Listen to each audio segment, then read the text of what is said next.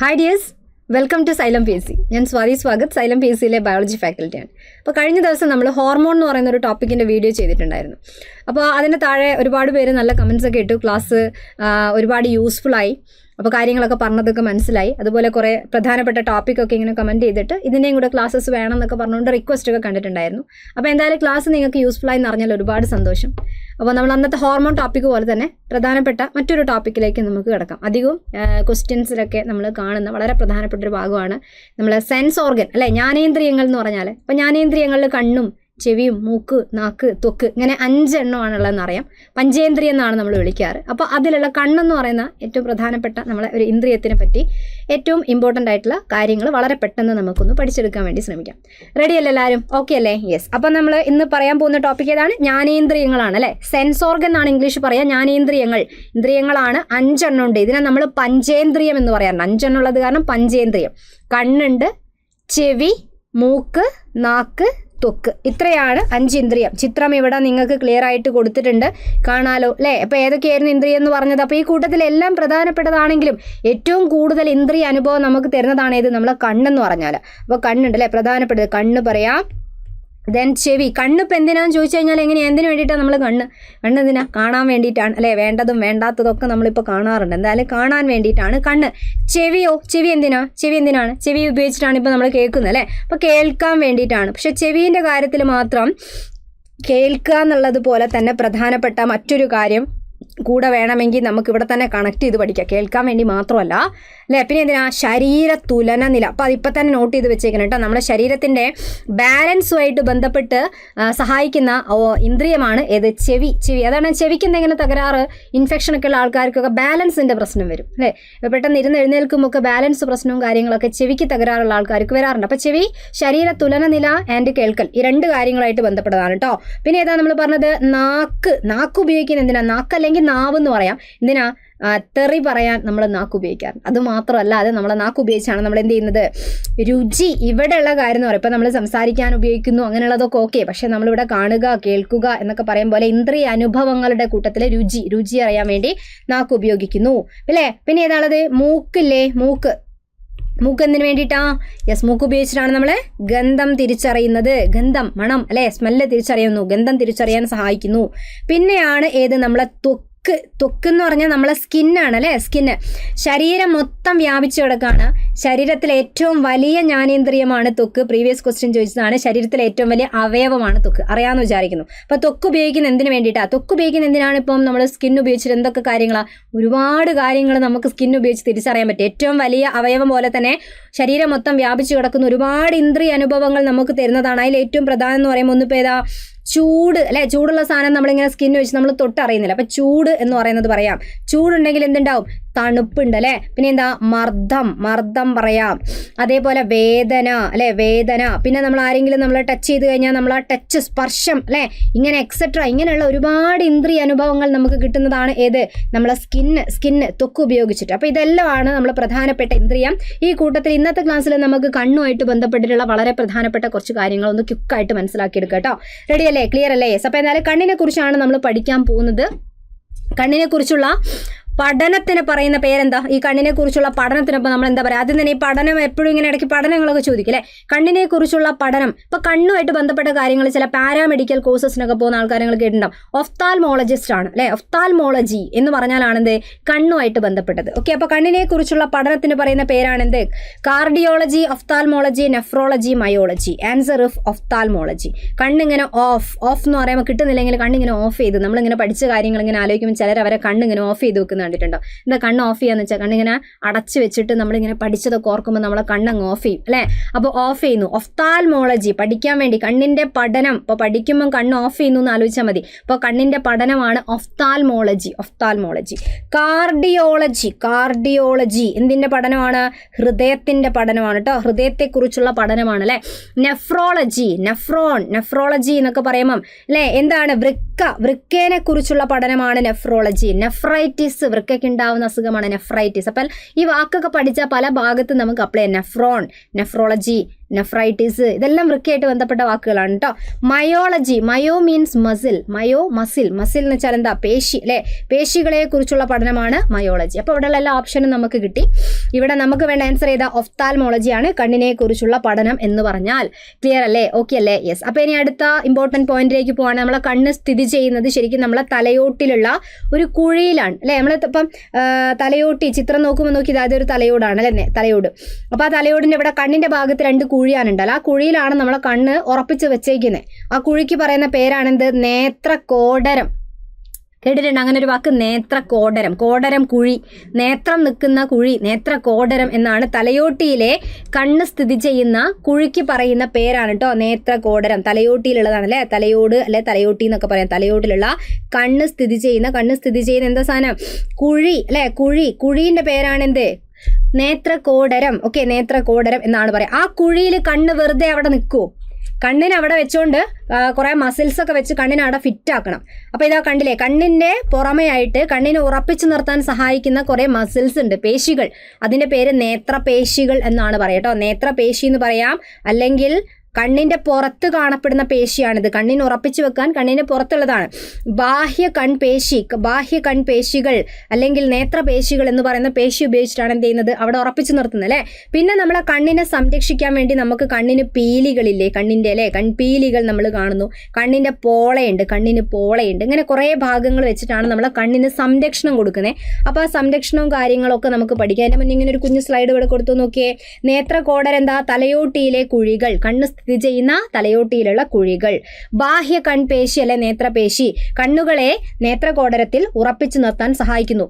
പിന്നെ 1-2 കാര്യം കൊടുത്താൽ നമുക്ക് സ്വന്തമായിട്ട് എഴുതാവുന്നേ ഉള്ളൂ. നമ്മൾ കണ്ണിൻ്റെ അവിടെ മുകളിലായിട്ട് നമ്മളെ പുരികമുണ്ട് അല്ലേ, പുരികമുണ്ട്, കണ്ണിന് പീലിയുണ്ട്, കൺപോളയുണ്ട്. ഇതൊക്കെ എന്താ? കണ്ണിനെ സംരക്ഷിക്കാൻ വേണ്ടിയിട്ടുള്ള. ഈവൻ നമ്മളെ പുരികം പോലും കണ്ണിനെ സംരക്ഷിക്കാൻ സഹായിക്കുന്നുണ്ട്. എങ്ങനെയാണെന്നുള്ള അറിയോ നിങ്ങൾക്ക്? പുരികം എങ്ങനെയാണ് സഹായിക്കുന്നത്? ഇപ്പം നമ്മൾ ഇവിടെ നിന്നൊക്കെ പൊടിപടലങ്ങളൊക്കെ വരും അല്ലേ, ചിലപ്പോൾ തലയിലൊക്കെ ഇങ്ങനെ ഡാൻഡ്രഫ് ഒക്കെ ഉണ്ടെങ്കിലൊക്കെ ചിലപ്പോൾ പൊടിയൊക്കെ വരാം, അല്ലെങ്കിൽ മുകളിൽ നിന്ന് പൊടിയൊക്കെ വീഴാം. അപ്പോൾ അങ്ങനെ വീഴുന്ന സമയത്ത് ശരിക്കും പുരികം അവിടെ പൊടിപടലങ്ങളെ തടഞ്ഞു നിർത്താം. അപ്പോൾ ഇനി വിയർപ്പ് ഇങ്ങനെ തുള്ളിയായിട്ട് വരുന്ന സമയത്ത് പുരികം തടഞ്ഞു നിർത്തും അല്ലേ. അപ്പോൾ പൊടിപടലങ്ങൾ അതേപോലെ എന്താ? വിയർപ്പ് അല്ലെ, വിയർപ്പ് ഇതിനെയൊക്കെ എന്ത് ചെയ്യുന്നു? തടയുന്നു. മണ്ണൊലിപ്പ് തടയുന്നു അല്ലേ. അതുപോലെ വിയർപ്പിനെയൊക്കെ ഇവർ തടയാണ് കേട്ടോ, തടയുന്നു. എന്നിട്ട് കണ്ണിലേക്ക് വരുന്നത് അവർ തടയുന്നു, സംരക്ഷിക്കുകയല്ലേ ചെയ്യുന്നത്. കൺപീലി എന്താ? കൺപീലി ആണെങ്കിൽ ഇതേപോലെ തന്നെ വിയർപ്പും പൊടിപടലമൊക്കെ തന്നെയാണ്. മെയിനായിട്ട് നമുക്ക് തൽക്കാലം ഇപ്പോൾ പൊടിപടലം പറയല്ലേ. പൊടിപടലങ്ങളെ എന്ത് ചെയ്യുന്നു? തടയുന്നു. പൊടിപടലങ്ങളൊക്കെ തടയുന്നു, കണ്ണിനെ സംരക്ഷിക്കുന്നു. കൺപോള എന്തിനു തന്നെയാണ്? കണ്ണിന് സംരക്ഷണം കൊടുക്കാൻ തന്നെയാണ് അല്ലെ. ഇവരെല്ലാവരും 3 പേര് സംരക്ഷണം കൊടുക്കാനാണ്. കൺപോള എന്തിനാ? കൺപോള എപ്പോഴും ഇങ്ങനെ അടച്ച് തുറക്കുന്ന സമയത്ത് നമ്മൾ ഇടയ്ക്കിടയ്ക്ക് കണ്ണിൻ്റെ പോള അടച്ച് തുറക്കണം, കണ്ണിന് ഇടയ്ക്ക് അടച്ച് തുറക്കണം അല്ലേ. അത് തുറക്കാൻ മറന്നു പോകും. നമ്മൾ റീൽസിലൊക്കെ മുഴുകിയിരിക്കുന്ന സമയത്ത് കണ്ണിങ്ങനെ തുറന്നു വെച്ചെടുത്താണ്. ഓരോ പ്രാവശ്യം അടച്ച് തുറക്കുമ്പോഴാണ് നമ്മളെ കണ്ണിനകത്തുള്ള നമ്മളെ കണ്ണുനീരും ശ്ലേഷ്മവും കണ്ണിൻ്റെ എല്ലാ ഭാഗത്തേക്കും പടരാൻ കൺപോള അടച്ച് തുറക്കുമ്പോഴാണ് പറ്റുന്നത്. അല്ലെങ്കിൽ നമ്മളെ കണ്ണിങ്ങനെ ഡ്രൈ ആയിപ്പോവും. അതുകൊണ്ട് ഇടയ്ക്കിടയ്ക്ക് അടച്ച് തുറക്കാൻ വേണ്ടിയിട്ട് ശ്രമിക്കുക കേട്ടോ. ഓക്കെ, യെസ്, ഓവർ ആവണമെന്നില്ല, എന്നാൽ ഇടയ്ക്കിടയ്ക്ക് ശ്രമിക്കുക. അപ്പോൾ കണ്ണിന് സംരക്ഷണം കൊടുക്കുകയാണ് ചെയ്യുന്നത്. എങ്ങനെയൊക്കെയാണ് സംരക്ഷണം എന്ന് വെച്ചാൽ ഈ പറഞ്ഞ ഇതേ കാര്യം തന്നെ പറഞ്ഞാൽ മതി. പൊടിപടലത്തിൽ നിന്ന് തടയുന്നുണ്ട് അല്ലേ, പൊടിപടലം ഒക്കെ തന്നെയായിട്ട് പറയാം. അതല്ലാതെ കണ്ണിന് എപ്പോഴും നനവോടിരിക്കാൻ, കണ്ണിനെ എപ്പോഴും എന്ത് ചെയ്യാണ്? നനവോടെ ഇരിക്കാൻ സഹായിക്കുന്നു എന്നുള്ളതും കൂടെ നോട്ട് ചെയ്ത് വെക്കുക. കണ്ണടച്ച് തുറക്കുമ്പോൾ എല്ലാ ഭാഗത്തും അതിങ്ങനെ സ്പ്രെഡ് ആയിക്കൊണ്ടേയിരിക്കണം. കണ്ണ് എപ്പോഴും നനവോട് വേണം ഇരിക്കാൻ. ഓക്കെ അല്ലേ? യെസ്. അപ്പോൾ ഇത് കണ്ണിൻ്റെ സംരക്ഷണമാണേ പറഞ്ഞേ. ഇനി നമുക്ക് പറയാനുള്ളത് ഈ ഒരു സ്ലൈഡിലേക്ക് തിരിച്ചു വരികയാണെങ്കിൽ ഈ ഒരു ചിത്രം കണ്ടാൽ നിങ്ങൾ കണ്ണിൻ്റെ പീലി അല്ലാതെ കണ്ണിൻ്റെ പോളേൻ്റെയൊക്കെ ഈ ഭാഗത്ത് എന്ന് വെച്ചാൽ നമ്മുടെ കണ്ണിൻ്റെ ഉള്ളിലാണ്, പോളേൻ്റെയൊക്കെ ഉള്ളിലായിട്ടുള്ളത്. ചിത്രത്തിൽ പുറത്ത് കൊടുത്താണ് മനസ്സിലാവാൻ വേണ്ടി. ഇവിടെ കാണപ്പെടുന്ന ഗ്രന്ഥി, ഈ ഗ്രന്ഥിൻ്റെ പേരെന്താ? കണ്ണുനീർ ഗ്രന്ഥി അല്ലേ. കണ്ണുനീർ ഗ്രന്ഥി ചോദിക്കുന്നതാണ്. കണ്ണുനീർ ഗ്രന്ഥിയാണ് കണ്ണുനീരിനെ ഉണ്ടാക്കുന്നത്. കണ്ണുനീർ ഇങ്ങനെ വന്നുകൊണ്ടിരിക്കും, ഒരു ക്ഷാമം ഇല്ലാതെ കണ്ണുനീർ വന്നുകൊണ്ടിരിക്കും അല്ലേ. അപ്പോൾ എവിടെ നിന്നാ? ഈ കണ്ണുനീർ ഗ്രന്ഥി ഉണ്ടാക്കുന്ന കണ്ണുനീരാണ് ഒഴുകിക്കൊണ്ടേയിരിക്കുന്നത്. കണ്ണുനീർ ഗ്രന്ഥിക്ക് ഒരു ഇംഗ്ലീഷ് വേർഡ് ഉണ്ട്, ഒന്ന് പഠിച്ചു കേട്ടോ. ലാക്രിമൽ ഗ്രന്ഥി എന്നാണ് പറയുക. ഈ വേർഡ് ചോദിക്കാറുണ്ട്. ലാക്രിമൽ ഗ്രന്ഥി, കണ്ണുനീർ ഗ്രന്ഥിന്റെ പേരാണ് ലാക്രിമൽ. ക്രീന്ന് കരയല്ലേ, ക്രൈ എന്നല്ലേ, ക്രൈ എന്ന് വെച്ചാൽ കരയല്ലേ. അപ്പോൾ കണ്ണുനീര് ലാക്രിമൽ ഗ്രന്ഥി എന്നാണ് പറയുക. അപ്പോൾ ഈ കണ്ണുനീരായിട്ട് ബന്ധപ്പെട്ടിട്ടൊക്കെ എപ്പോഴും ചില ക്വസ്റ്റ്യൻസ് ഒക്കെ ചോദിക്കാറുണ്ട്. ഇവിടെ കൊടുത്തൊന്ന് വായിച്ചു നോക്കാം. കണ്ണുനീർ ഉൽപ്പാദിപ്പിക്കുന്ന കണ്ണുനീർ ഗ്രന്ഥി ലാക്രിമൽ ഗ്രന്ഥി, കണ്ടില്ലേ പേര് കൊടുത്തത്. ഇനി ചോദിക്കുന്നത് എന്താ, ഈ ഗ്രന്ഥികൾ കൺപോളകൾക്കുള്ളിൽ മുകളിലായിട്ടാണ് കാണപ്പെടുന്നത്. കണ്ണുനീർ കണ്ണിന്റെ ഉപരിതലത്തെ ഈർപ്പമുള്ളതാക്കി മാറ്റാൻ സഹായിക്കുന്നു. കണ്ണ് എപ്പോഴും നനവോടെ ഇരിക്കാൻ സഹായിക്കുന്നു. അതുപോലെ കണ്ണിന് പോഷകങ്ങൾ നൽകുന്നതിനും കണ്ണിലെ മാലിന്യങ്ങൾ പുറന്തള്ളാനും ഒക്കെ അത്യാവശ്യമാണ്. അല്ലെ, നമ്മളെ കണ്ണിൽ എന്തെങ്കിലും പൊടിപടലങ്ങളോ രോഗാണുക്കളോ പോയി കഴിഞ്ഞാൽ ഉടനെ നമ്മളെ കണ്ണിന് വെള്ളം വരും, കണ്ണുനീര് വരും. അത് കണ്ണിനെ കഴുകി വൃത്തിയാക്കുകയും കൂടിയാണ് ചെയ്യുന്നത്. അപ്പോൾ കണ്ണിലെ മാലിന്യങ്ങളൊക്കെ പുറന്തള്ളാൻ സഹായിക്കുന്നു. പിന്നെ പ്രീവിയസ് ഒക്കെ എപ്പോഴും ചോദിച്ച ഒരു ക്വസ്റ്റ്യൻ ആണ് ഇവിടെ കാണാൻ പറ്റുന്നത്. ഏതാണ്? അണുബാധകളിൽ നിന്ന് സംരക്ഷിക്കാൻ സഹായിക്കുന്ന ലൈസോസൈം എന്ന എൻസൈം ഇതിൽ അടങ്ങിയിരിക്കുന്നു. കണ്ണുനീരിൽ അടങ്ങിയിരിക്കുന്ന രാസാഗ്നി ഏത്? രോഗാണുക്കളെ തടയാൻ, അണുബാധകളിൽ നിന്ന് സംരക്ഷിക്കാൻ കണ്ണുനീരിൽ അടങ്ങിയിരിക്കുന്ന രാസാഗ്നി ഏത്? ക്വസ്റ്റ്യൻ ചോദിച്ചാൽ ആൻസർ എന്താ? ലൈസോസൈം എന്ന് പറയുന്നതാണ് കേട്ടോ. അപ്പോൾ കണ്ണുനീര് മറക്കരുത്. കണ്ണുനീരിൽ മാത്രമല്ല, ഉമിനീരിനെ പഠിക്കുമ്പോൾ നമ്മൾ ആഹാരം വായിലേക്ക് ഇടുമ്പം ആഹാരത്തിലെ രോഗാണുവിനെ നശിപ്പിക്കാൻ ഉമിനീരിലുള്ള ലൈസോസൈം സഹായിക്കും. അതേപോലെ നമ്മളെ മൂത്രത്തിലും ഒക്കെ അടങ്ങിയിരിക്കുന്ന സാധനമാണ് എന്ത്? ലൈസോസൈം. ഇത് എല്ലാ സ്ഥലത്തും ഇതേ പേരാണ് കേട്ടോ, അത് സെയിം സാധനമാണ്. കണ്ണുനീരിലും ഉമിനീരിലും മൂത്രത്തിലും ഒക്കെ അടങ്ങിയിരിക്കുന്ന രാസാഗ്നി എൻസൈമിന് പറയുന്ന പേരാണ് ലൈസോസൈം. ലൈസോസൈം ആണ്, ലൈസോസോം എന്ന് പറയരുത്. ലൈസോസോം എന്ന് പറഞ്ഞാൽ ഒരു കോശാംഗമാണ്. ആത്മഹത്യാ സഞ്ചി എന്നൊക്കെ പറയുന്ന കോശം പഠിക്കുമ്പോൾ കോശത്തിനകത്തുള്ള കോശാംഗമാണ്. അത് ലൈസോസോം, ഇത് ലൈസോസൈം ആണ് കേട്ടോ, മാറിപ്പോവരുത്. ലൈസോസോം ഓപ്ഷനിൽ ഇങ്ങനെ കൊടുത്തിട്ടുണ്ടാവും. ഇത് കോശാംഗമാണ് എന്നുള്ള നോട്ട്. അതൊരു കോശാംഗമാണ്. അത് വേറെ തന്നെ കൺഫ്യൂസിങ് ആയിട്ടുള്ള ഒരു ഫാക്റ്റാണ്. ക്ലിയർ ആണ് എന്ന് വിചാരിക്കുന്നു. ഓക്കെ, അപ്പോൾ കണ്ണിൻ്റെ റിലേറ്റഡ് സംരക്ഷണവും കാര്യങ്ങളൊക്കെ പറഞ്ഞു. നമ്മൾ കണ്ണിൻ്റെ ഘടനയിലേക്ക് വരികയാണെങ്കിൽ, കണ്ണിൻ്റെ ഘടന പഠിക്കുമ്പോൾ എപ്പോഴും ഒരു ചിത്രം വെച്ചിട്ടാണ് നമുക്ക് പഠിക്കാൻ പറ്റുള്ളൂ അല്ലേ, എന്നാൽ മാത്രമാണ് മനസ്സിലാക്കാൻ പറ്റുക. അപ്പോൾ കണ്ണിൻ്റെ ആകൃതി എന്താണെന്ന് വെച്ചാൽ എല്ലാവരുടെ കണ്ണിൻ്റെയും ഗോളാകൃതിയാണ്. നമ്മൾ പറയും ചിലരെ ഉണ്ടക്കണ്ണാണ് അല്ലേ, ചിലരെ കണ്ണ് കാണുമ്പോൾ ഉണ്ടക്കണ്ണാണ് ശരിക്കും എല്ലാവർക്കും ഉണ്ടക്കണ്ണും ഉണ്ടക്കണ്ണനും കണ്ണികളൊക്കെയാണ് അല്ലേ. കാരണം ഇതാണ് കണ്ണിൻ്റെ ഫുൾ ഭാഗം. പക്ഷെ നമ്മൾ കാണുന്ന ഭാഗം, ഈ ഒരു ഭാഗം മാത്രമാണ് ഇവിടെ ഇങ്ങനെ മുന്നിൽ കാണുന്നത്. അതിൻ്റെ വലിപ്പം വെച്ചാൽ നമ്മൾ ഉണ്ടക്കണ്ണെന്നൊക്കെ പറയുന്നത്. ആക്ച്വലി ഫുള്ള് വലിപ്പം കാണുകയാണ് എല്ലാവരെയും കണ്ണിങ്ങനെയാണ്, ഗോളാകൃതിയിലാണ് കാണപ്പെടുന്നത്. ഓക്കെ, അപ്പോൾ നമ്മൾ ഈ ഗോളാകൃതിയിലുള്ള കണ്ണിന് സംരക്ഷണം കൊടുക്കാൻ വേണ്ടിയിട്ട് കണ്ണിന് 3 പാളികളുണ്ട്. എപ്പോഴും നമ്മൾ കണ്ണ് പഠിക്കുമ്പോൾ കണ്ണിന് 3 പാളികൾ ആയിട്ടാണ് കാണാം അല്ലേ. ഏതാണ് ആ 3 പാളി? പുറമെ കാണപ്പെടുന്ന പാളി, കണ്ണൊരു ബോൾ പോലെയാണെന്ന് വിചാരിക്കുക. അപ്പോൾ ബോളിന് ചുറ്റും 3 ലെയർ ഇട്ടിട്ട് നമ്മളിങ്ങനെ പ്രൊട്ടക്ഷൻ കൊടുത്തിട്ടുണ്ട്. അപ്പോൾ ഏറ്റവും പുറമെയുള്ള പാളിൻ്റെ പേരാണെന്ത്? ദൃഢപടലം. ഓക്കെ, എന്താ പറയുക? ദൃഢപടലം. ദൃഢമാണ്, ഏറ്റവും പുറത്ത് ദൃഢമായിരിക്കണം, എന്നാലേ ഉള്ളിലുള്ളവരെ സംരക്ഷിക്കാൻ പറ്റൂ. രണ്ടാമത്തെ പാളിക്ക് പറയുന്ന പേരാണ് രക്തപടലം. ഓക്കെ, മൂന്നാമത്തെ പാളിക്ക് പറയുന്ന പേര് റെറ്റിന. റെറ്റിന അത് മാത്രം എന്താ ഒരു പടലമല്ലാത്ത എന്നുള്ള വിഷമമുള്ള ആൾക്കാർക്ക് അതൊരു പടലമാണ്, ദൃഷ്ടിപടലം. പക്ഷേ അതിൻ്റെ റെറ്റിന എന്നുള്ള പേരാ ഭയങ്കര ഫേമസ് ആണ്. ഓക്കെ, ദൃഢപടലം, രക്തപടലം, ദൃഷ്ടിപടലം. ഓക്കെ, ദൃഢം, രക്തം, ദൃഷ്ടി കേട്ടോ, 3 ഭാഗങ്ങളായിട്ടാണ് തിരിക്കുന്നത്. 3 ലെയറാണ്, 3 ഓർഡറിൽ തന്നെ പറയാം. ഇതാണ് ഏറ്റവും പുറമെ, ഇതാണ് പുറമേ ഉള്ളത്. ഇത് മധ്യഭാഗത്ത് കാണപ്പെടുന്ന പാളിയാണ്. ഇത് ഏറ്റവും ഉള്ളിൽ കാണപ്പെടുന്ന പാളിയാണ് ദൃഷ്ടിപടലം എന്ന് പറഞ്ഞാൽ. ക്ലിയർ അല്ലേ? ഈ 3 പാളികളെ പറ്റി നമുക്ക് ഡീറ്റെയിൽ ആയിട്ട് പഠിക്കണം. അതുകൂടാതെ ഇവിടെ നോക്കിയേ, കണ്ണിൻ്റെ ഈ 3 പാളിക്ക് പുറത്തായിട്ട്, ഈ 3 പാളി എന്ന് വെച്ചാൽ കണ്ണിന് ചുറ്റുമാണ്. പക്ഷേ ഈ 3 പാളിക്ക് പുറത്തായിട്ട് കണ്ണിൻ്റെ മുന്നിലേക്ക് ഈ ഭാഗത്തേക്ക് വരാതെ കണ്ണിൻ്റെ ഈ 2 വശങ്ങളിൽ മാത്രം കാണപ്പെടുന്ന ഒരു പാളിയുണ്ട്, ഒരു ആവരണമുണ്ട്. ആ ആവരണത്തിന് പറയുന്ന പേരാണ്, ഈ ആവരണത്തിന് പറയുന്ന പേരാണ് നമ്മൾ നേത്രാവരണം എന്നാണ് പറയുക കേട്ടോ. നേത്രാവരണം ഇംഗ്ലീഷ് പറയുന്ന വാക്കാണ് കൺജങ്ക്റ്റൈവ. കൺജങ്ക്റ്റൈവ. അപ്പോൾ കണ്ണിൻ്റെ പാളി ചോദിച്ചാൽ 3 പാളി തന്നെ നിങ്ങൾ പറയാം, ഇത് 3ഉം പറയാം. ഇതല്ലാതെ ഇതിൻ്റെ ദൃഢപടലത്തിൻ്റെയും പുറത്തായിട്ട് കണ്ണിൻ്റെ മുൻഭാഗം ഒഴികെ 2 വശം മാത്രം കവർ ചെയ്യുന്ന ഒരു ആവരണമുണ്ട്. അതിൻ്റെ പേരാണ് നേത്രാവരണം അഥവാ കൺജങ്ക്റ്റൈവ എന്ന് പറഞ്ഞാൽ. ഇമ്പോർട്ടൻ്റ് ആണ് കേട്ടോ. ഓക്കെ, അപ്പോൾ ഇത് നോക്കി ഇവിടെ കൊടുത്തിട്ടുണ്ട്. നേത്രാവരണം എന്നുള്ള മലയാളം വാക്ക് പഠിച്ചു വെച്ചേക്കുക. പഴയ ബുക്കിലൊക്കെ കൺജങ്ക്റ്റൈവ എന്നുള്ള ഇംഗ്ലീഷ് മാത്രമാണ് കൊടുത്തത്. ഇപ്പോൾ 2ഉം കൊടുത്തിട്ടുണ്ട്. ഈ പാളി കോർണിയ ഒഴികെ, കോർണിയാണ് കണ്ണിൻ്റെ മുന്നിലുള്ള ഭാഗം, കോർണിയ ഒഴികെ കൺപോളകൾ ഉൾപ്പെടെയുള്ള കണ്ണിൻ്റെ മുൻഭാഗത്തെ പൊതിഞ്ഞു കാണുന്ന, കണ്ണിൻ്റെ പോളേൻ്റെ ഉള്ളിലൊക്കെ ഉണ്ട് ഈ ഭാഗം, നേത്രാവരണം എന്ന് പറയുന്നു. ഈ ഒരു പാളിനെ കൊണ്ടുള്ള കാര്യം എന്താ? കണ്ണിനെ സംരക്ഷിക്കുക, കണ്ണിനെ ഈർപ്പമുള്ളതും വഴുവഴുപ്പുള്ളതുമാക്കി മാറ്റാം. കണ്ണിൽ കണ്ണുനീരല്ലാതെ വഴുവഴുപ്പ് കൊടുക്കാൻ വേണ്ടി ശ്ലേഷ്മം എന്ന് പറയുന്ന ഒരു സംഭവം ഉണ്ടാവും, മ്യൂക്കസ്. അതിനുണ്ടാക്കുന്ന നേത്രാവരണമാണ്. കണ്ണിനെ വഴുവഴുപ്പുള്ള ഈർപ്പമുള്ള അല്ലെ കണ്ണിനെ സംരക്ഷിക്കാൻ വേണ്ടി സഹായിക്കുന്നതാണിത്. പൊടി, രോഗാണു ഇതൊക്കെ വന്നു കഴിഞ്ഞാൽ ഇതിനെ കണ്ണിലേക്ക് കടക്കുന്നത് തടയുക, ഇതൊക്കെയാണ് ഇവരുടെ ധർമ്മം. അപ്പൊ സംരക്ഷണം തന്നെയാണ്. ഈ നേത്രാവരണത്തിന് ചിലപ്പോൾ എന്തുണ്ടാവും, അണുബാധ ഉണ്ടാവും. ഇതിന് ഇൻഫെക്ഷൻ വരാറുണ്ട്. ബാക്ടീരിയ, വൈറസ് ഇങ്ങനെയുള്ള സൂക്ഷ്മജീവികൾ കാരണം ഇതിന് ഇൻഫെക്ഷൻ വന്നാൽ കണ്ണിന്റെ ഈ ഭാഗങ്ങളൊക്കെ ഇങ്ങനെ ചുവന്ന് നിൽക്കും. വെള്ള ഭാഗമൊക്കെ ഇങ്ങനെ ചുവന്ന കളറായിട്ട് മാറും അല്ലെ. അപ്പൊ ആ രോഗത്തിനെയാണ് നമ്മൾ എന്ത് പറയുന്നത്, ചെങ്കണ്ണ്. കേട്ടിട്ടില്ലേ നിങ്ങള്? ചെങ്കണ്ണ് കൺജങ്ക്ടിവിറ്റിസ് അഥവാ ചെങ്കണ്ണ്. കൺജങ്ക്ടൈവയ്ക്ക് ഉണ്ടാവുന്ന അണുബാധയാണ് ചെങ്കണ്ണ്. അങ്ങനെ അങ്ങോട്ട് വായിച്ചാൽ മതി അല്ലെ. കൺജങ്ക്ടൈവയാണ്. അപ്പൊ ചെങ്കണ്ണ്, ചെങ്കണ്ണ് എന്ന് വെച്ചാൽ നേത്രാവരണം അഥവാ കൺജങ്ക്ടൈവയ്ക്ക് ബാക്ടീരിയ, വൈറസ്, 2 ജീവിന്റെയും പേര് പറയാം. ഇതെല്ലാം കാരണം ഉണ്ടാകുന്ന ഇൻഫെക്ഷന് പറയുന്ന പേരാണ് ചെങ്കണ്ണ്. ക്ലിയർ അല്ലേ? ക്ലിയർ ആണ്? ഓക്കെ ആണെന്ന് വിചാരിക്കുന്നു. അപ്പോൾ നമുക്കിനി ബാക്കി ഭാഗവും കൂടെ ഒന്ന് ക്വിക്കായിട്ട് പഠിക്കാം കേട്ടോ. സിമ്പിളാണ്, കണ്ണിനെ ഘടന പഠിക്കാൻ വളരെ സിമ്പിളാണ്. അപ്പം ഏറ്റവും ഈ ചിത്രത്തിലേക്ക് വരികയാണെങ്കിൽ കണ്ണിൻ്റെ 3 പാളി ദൃഢപടലം, രക്തപടലം, ദൃഷ്ടിപടലം, ഏറ്റവും പുറമേയുള്ള ബാഹ്യപാളി ദൃഢപടലം, കണ്ണിന് സംരക്ഷണം കൊടുക്കുക എന്നൊക്കെ ഉള്ളതാണ് അതിൻ്റെ ധർമ്മം അല്ലേ. പിന്നെ നടുക്കുള്ളതാണ് രക്തപടലം. ആ പേര് പോലെ തന്നെ ഇപ്പം ചുവന്ന കളറിൽ കൊടുത്തിട്ടുണ്ട് ഈ ചിത്രത്തിൽ. ശരിക്കും ഇതൊരു നീല പോലത്തെ നിറമാണ് ശരിക്കും. എന്നാലും ഈ ചിത്രം കാണുമ്പോൾ നിങ്ങൾക്കറിയാം അതിനകത്ത് രക്തക്കുഴലുണ്ട്, രക്തം ഒഴുകുന്നുണ്ട്. അപ്പോൾ കണ്ണിൽ ആവശ്യമായിട്ടുള്ള ഓക്സിജനും പോഷകങ്ങളും അടങ്ങിയ രക്തം വരുന്നത് ഏത് പാളിയിലാണ്? രക്തപടലത്തിലാണ് വരുന്നത്.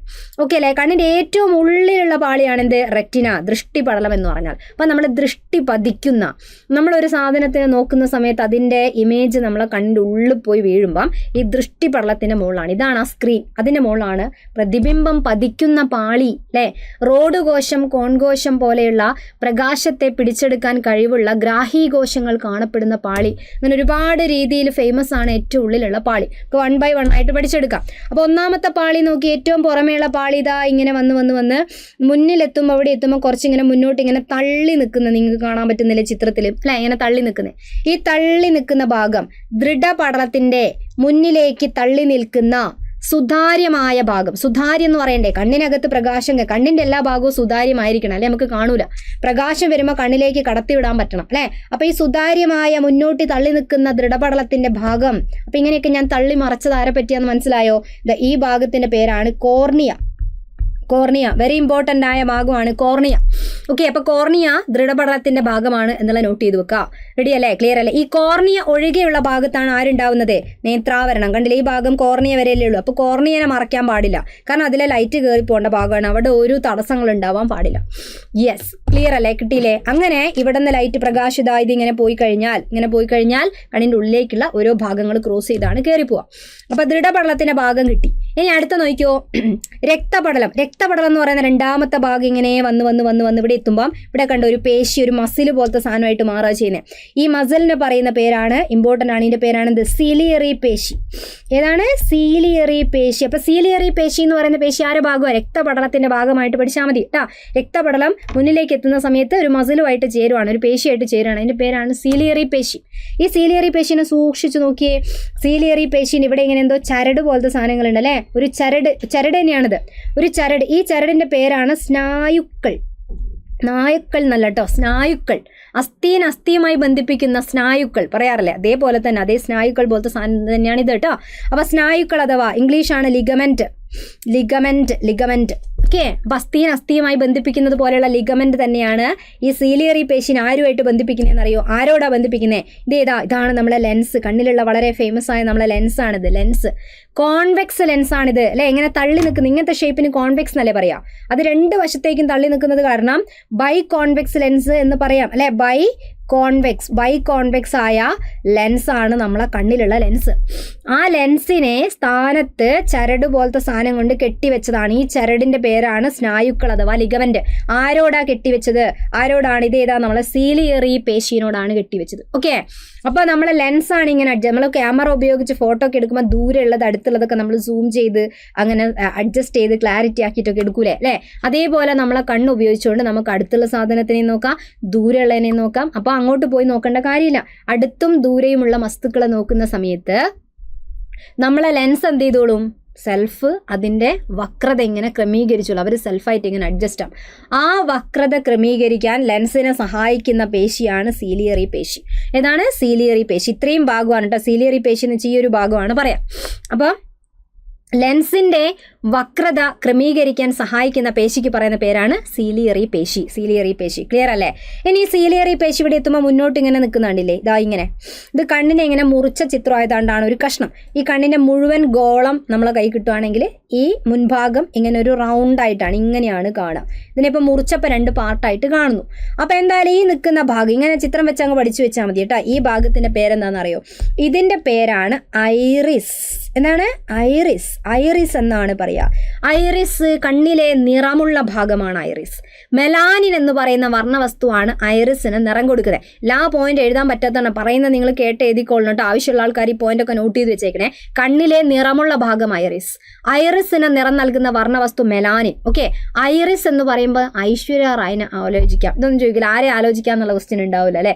കണ്ണിലെ നിറമുള്ള ഭാഗത്തിന് ഐശ്വര്യ റായിനെ ഇപ്പോൾ എന്തിനാ ആലോചിക്കുന്നത് വെച്ചാൽ ഐശ്വര്യ റായിൻ്റെ കണ്ണെന്ന് പറയുമ്പം അതാണ് ഐശ്വര്യ റായി എന്ന് പറയുമ്പോൾ ഇതിനെ കണ്ണിൻ്റെ ഒരു ഭംഗിയാണ് നമ്മളെ മനസ്സിലാക്കി വരിക അല്ലേ? അപ്പോൾ കണ്ണിൻ്റെ ആ ഒരു നല്ല ഭംഗിയുള്ള കളർഫുൾ ആയിട്ടുള്ള ഭാഗമാണ് ഐറിസ്. നമ്മളെ കണ്ണിലുണ്ട്. ഇപ്പോൾ നമ്മളെ കണ്ണിൻ്റെ ഭംഗി നമ്മൾ കാണാതിരിക്കുക, കണ്ണില്ലെങ്കിലേ കണ്ണിൻ്റെ വില മനസ്സിലാവും അല്ലേ? അപ്പോൾ അത്ര ഭംഗിയില്ലെങ്കിൽ പോലും നമ്മളെ കണ്ണിലുള്ള ഭാഗം, കളറുള്ള ഭാഗം ചിലപ്പോൾ ഒരു ബ്രൗൺ കളറിലോ ബ്ലാക്ക് കളറിലോ, അല്ലെങ്കിൽ ചിലർക്ക് പൂച്ചക്കണ്ണൊക്കെ ആണെങ്കിൽ ഒരു സ്പെഷ്യൽ അല്ലേ, അങ്ങനെ കാണുന്ന ഭാഗമില്ല, അതിൻ്റെ പേരാണ് ഐറിസ്.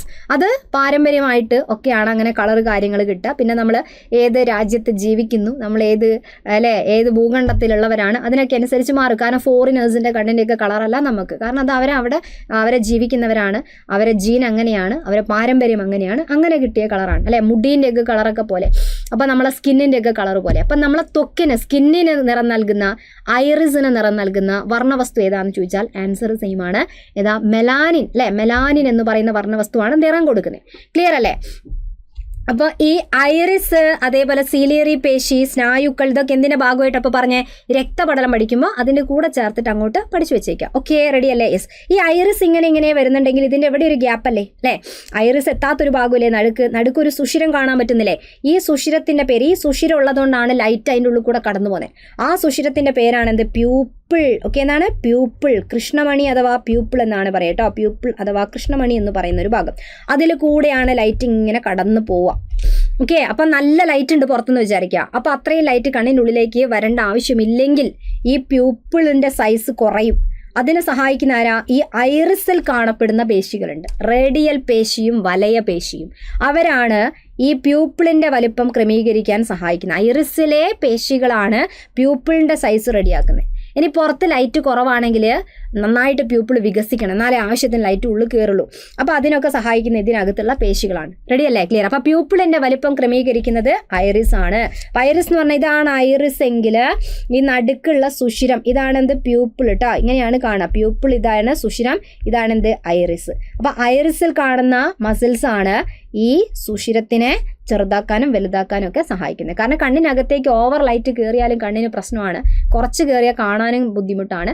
ഓവർ കയറി കഴിഞ്ഞാൽ കണ്ണിനകത്ത് ഇതിനുള്ളിലുള്ള നമ്മളെ ഗ്രാഹി കോശങ്ങൾക്കൊക്കെ തകരാറ് വരും. അതുകൊണ്ട് അവർ അതിനനുസരിച്ച് ലൈറ്റ് ക്രമീകരിക്കും. ഐറിസ് ആണ് ഈ ക്രമീകരിക്കുന്നത്, പ്യൂപ്പിളിൻ്റെ സൈസ് ക്രമീകരിക്കുന്നത്. ക്ലിയർ അല്ലേ? ഓക്കെ അല്ലേ? യെസ്. അപ്പം ആ മുന്നിലുള്ള അത്യാവശ്യം ഭാഗങ്ങളൊക്കെ നമുക്ക് കിട്ടി. ഇനി അടുത്ത നോക്കിയേ, കണ്ണിൻ്റെ ചിത്രം നോക്കുന്ന സമയത്ത് നമ്മൾ മൂന്നാമത്തെ പാളി, ഈ മഞ്ഞ നിറത്ത് കൊടുത്ത ഈ മൂന്നാമത്തെ പാളിയിലെ ഈ മൂന്നാമത്തെ പാളിക്ക് പറയുന്ന പേരാണ് റെറ്റിന അഥവാ ദൃഷ്ടിപടലം കേട്ടോ. എല്ലാത്തിൻ്റെ ഇംഗ്ലീഷ് നിർബന്ധമൊന്നുമില്ല. ദൃഢപടലത്തിന് നമ്മൾ സ്ക്ലീറ എന്നാണ് പറയുക. സ്ക്ലീറ ഇംഗ്ലീഷിൽ അങ്ങനെ ചോദിക്കൂലേ, ദൃഢപടലം എന്ന് പഠിച്ചാൽ മതി. രക്തപടലത്തിന് അതേപോലെ കൊറോയിഡ് എന്ന് പറയുന്ന ഒരു വാക്കുണ്ട്, 4 രക്തപടലം ചോദിക്കുക. പക്ഷെ ഇത് രണ്ടും ഇങ്ങനെ തന്നെ പഠിച്ചോ, കാരണം ഇത് എമ്പും മാറി ചോദിക്കും. ദൃഷ്ടിപടലം എന്നുള്ള വാക്കിനേക്കാൾ ഫേമസ് ആണ് റെറ്റിന എന്ന് പറയുന്ന ഇംഗ്ലീഷ് വാക്ക് കേട്ടോ. പിന്നെ ഏറ്റവും ഉള്ളിലുള്ള പാളി ഏതാ ഗൈസ്? ഏറ്റവും ഉള്ളിലുള്ള പാളി മഞ്ഞ നിറത്തിൽ കൊടുത്തിരിക്കുന്ന ഈ പാളിയാണ് ഇത് നമ്മളെ റെറ്റിന അഥവാ ദൃഷ്ടിപടലം അല്ലേ? അപ്പോൾ ആ ദൃഷ്ടിപടലത്തിന് മുകളിലാണ് എപ്പോഴും ചോദിക്കുന്ന പ്രീവിയസ് ക്വസ്റ്റ്യൻ എവിടെ ഇരിക്കുന്നുണ്ട്? ദൃഷ്ടിപടലത്തിന് മുകളിൽ ഇരിക്കുന്ന ഏതാ? റോഡ് കോശം, കോൺ കോശം, റോഡ് കോൺ. ഈ കോശങ്ങളാണ് കണ്ണിനകത്തുള്ള എന്ത്? പ്രകാശഗ്രാഹി കോശങ്ങൾ എന്നാണ് ഈ കോശങ്ങളെ നമ്മൾ വിളിക്കുന്നത്. കണ്ണിനകത്ത് പ്രകാശം വന്നു വീണാൽ അതിനെ പിടിച്ചെടുക്കാൻ കഴിവുള്ള കോശങ്ങൾ റോഡ് കോശവും കോൺ കോശവും.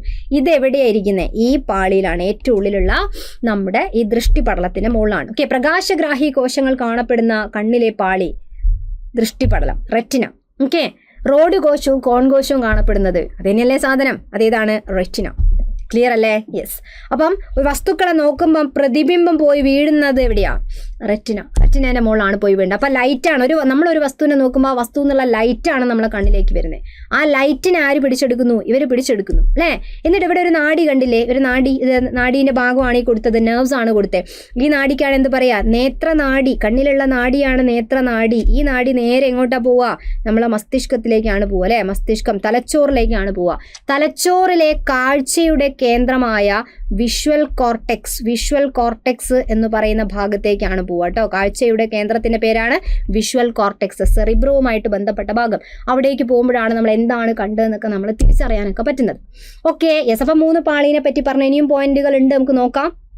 ഈ ചിത്രം വെച്ചോണ്ട് നമുക്ക് മനസ്സിലാക്കാൻ പറ്റുന്ന ഇനി എന്താ, ഇത്രയും നേരം ഈ ചിത്രം നോക്കുമ്പോൾ എല്ലാവരെയും സ്പേസും കണ്ണ് പോകുന്നത് ശരിക്കും പറഞ്ഞാൽ ഈ നടുക്കുള്ള വലിയൊരു സ്പേസിലാണ് അല്ലേ. നമ്മളിങ്ങനെ വിചാരിക്കുകയും ചെയ്യും, ഇവിടെ എത്ര സ്പേസ് അങ്ങനെ വെറുതെ ആക്കിയത്. ഫുട്ബോൾ കളിക്കാനുള്ള സ്ഥലം ഉണ്ടല്ലോ, ഒന്ന് അങ്ങോട്ട് നിൽക്കുന്നൊക്കെ പറയില്ല, അതേപോലെ ഇവിടെ ഒരു ഫുട്ബോൾ കളിക്കാനുള്ള സ്ഥലമുണ്ട്. മറ്റു ഭാഗങ്ങളൊക്കെയാണ് ഇങ്ങനെ വശത്തേക്കൊക്കെ ഇങ്ങനെ തള്ളിപ്പിടിച്ച് നിൽക്കുവാണ്. പക്ഷെ ഇത്രയും വലിയൊരു സ്പേസ് ഉണ്ട് അല്ലേ. ഈ സ്പേസിൻ്റെ പേരെന്താണെന്ന് അറിയോ? ഇതിങ്ങനെ ഒഴിച്ചിട്ടതല്ല, ഇത് വെറുതെ കിടക്കുന്ന സ്പേസ് അല്ല. ഇതിനകത്ത് ഒരു ജെല്ലി പോലുള്ള ഒരു സാധനം ഇങ്ങനെ നിറച്ചു വെച്ചേക്കുക. അതാണ് നമ്മളെ കണ്ണിന് ഗോളാകൃതിയാണെന്ന് പറയുമ്പോൾ ആ ഗോളാകൃതി കൊടുക്കുന്നത് ഇങ്ങനെ ഒരു ഭാഗവും അതിനകത്ത് ഫില്ല് ചെയ്ത ജെല്ലി പോലത്തെ ദ്രാവകം ഉള്ളതുകൊണ്ടാണ്. ബലൂണിൽ വെള്ളം നിറച്ചാലല്ലേ ബലൂൺ ഇങ്ങനെ വീർത്ത് നിൽക്കുള്ളൂ അല്ലെ, കാറ്റ് നിറയ്ക്കണ്ടേ അല്ലേ. അതേപോലെയാണ് കേട്ടോ ജെല്ലി പോലെ നിറച്ച് ഈ വലിയ അറ, കണ്ണിൻ്റെ വലിയ അറയാണ്. വലിയ അറ എന്ന് പറയുമ്പോൾ വായിൽ തുടങ്ങുന്ന വിട്രിയസ് അറ, ഇതിന്റെ പേരാണെന്ന് വിട്രിയസ് അറ. വിട്രിയസ് അറയ്ക്കകത്ത് ജെല്ലി പോലെയുള്ള ഒരു സാധനം ഫില്ല് ചെയ്തിട്ടുണ്ട്. അതാണ് കണ്ണിന് എന്ത് കൊടുക്കുന്നതെന്ന് പറഞ്ഞു, കണ്ണിന് ആകൃതി കൊടുക്കാൻ സഹായിക്കുന്നത്. ഈ പുറമേ നിന്നൊരു ഇടിയൊക്കെ കിട്ടിയാലും കണ്ണിന് സംരക്ഷണം കൊടുക്കുക, ആകൃതി കൊടുക്കുക, അതൊക്കെയാണ് ഇതിന്റെ ധർമ്മം. ഓക്കെ, ഇനി ഇവിടെ കണ്ടോ, ഇത് എവിടെയാണ് ഈ വിട്രിയസ് അറ? എവിടെയുള്ളത്? ലെൻസിന്റെയും റെറ്റിനേന്റെയും ഇടയിൽ. ഇങ്ങനെയാ ക്വസ്റ്റ്യൻ ചോദിക്കുക കേട്ടോ. ലെൻസിന്റെ പിറകിൽ ആരുണ്ട്? നമ്മൾ ഈ റെറ്റിന അല്ലേ, ഇതിന്റെ ഇടയിലുള്ള വലിയ അറ. അങ്ങനെ ചോദിക്കും, സ്ഥാനം വെച്ച് ചോദിച്ചാൽ മാറിപ്പോവരുതേ.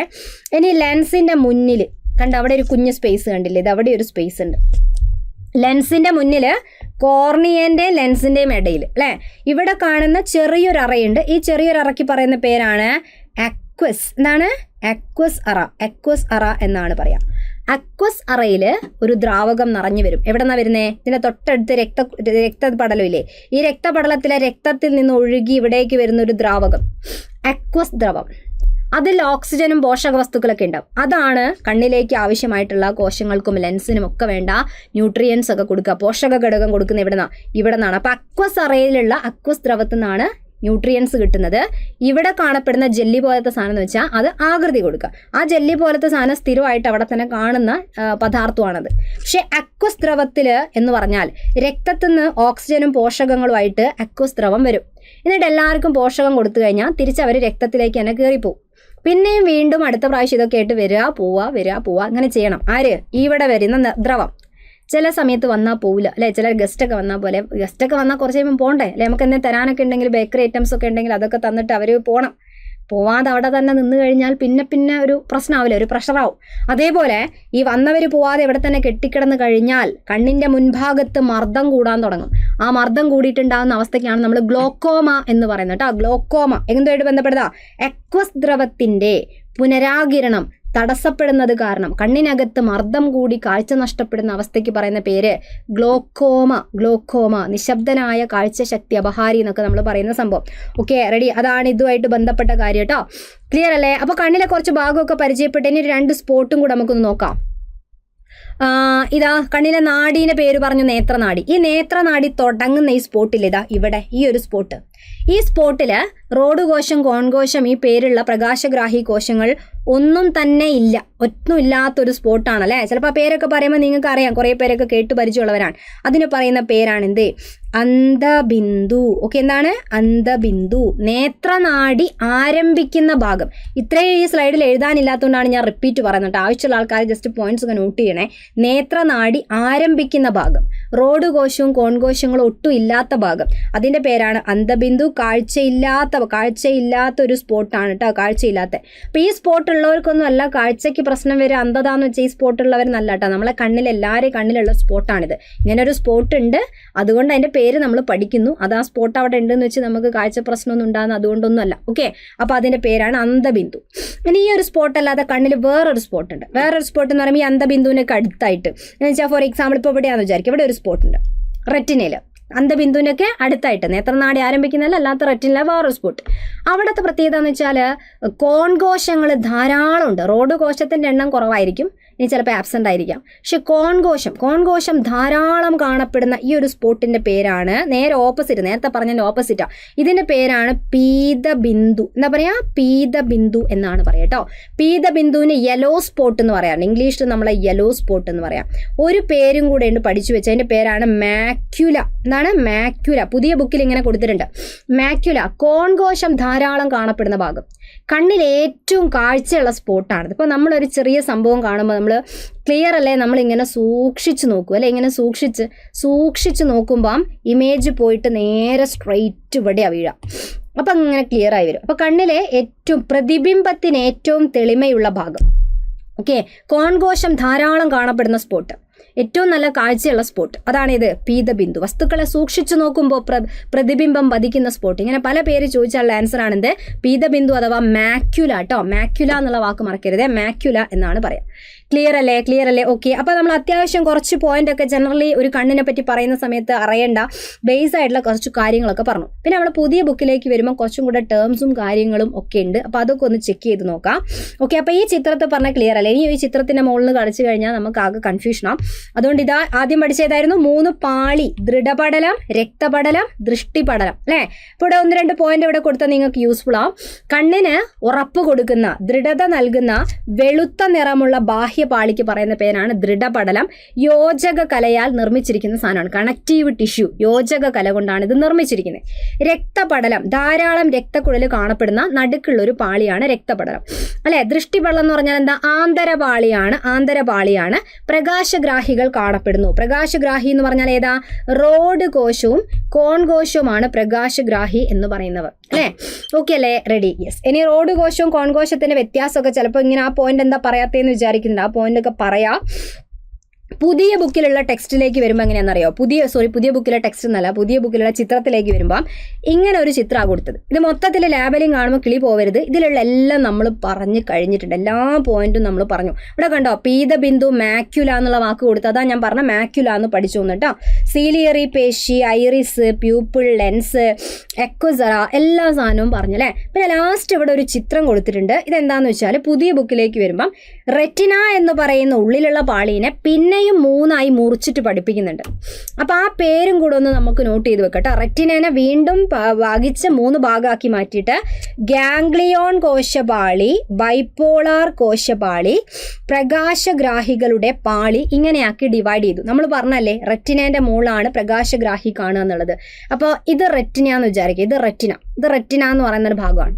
ഇങ്ങനെ വരച്ചെടുത്താൽ അത് റെറ്റിനേന്റെ ഒരു കഷ്ണം. ഇവിടെയാണ് ലൈറ്റ് വന്ന് വീഴുന്നത് അല്ലേ, അപ്പോൾ ലൈറ്റ് വന്ന് വീഴുമ്പോൾ ആദ്യം തന്നെ ആരാ പിടിച്ചെടുക്കുക? പ്രകാശഗ്രാഹികളാണ്.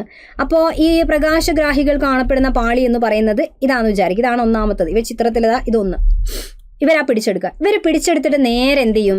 അതിന് താഴെ വേറൊരു പാളിയുണ്ട്, റെറ്റിനയിൽ തന്നെയുള്ള നടുക്കത്തെ പാളി. അതിൻ്റെ പേരാണ് ഇത് ബൈപോളാർ കോശപാളിക്ക് കൊടുക്കും.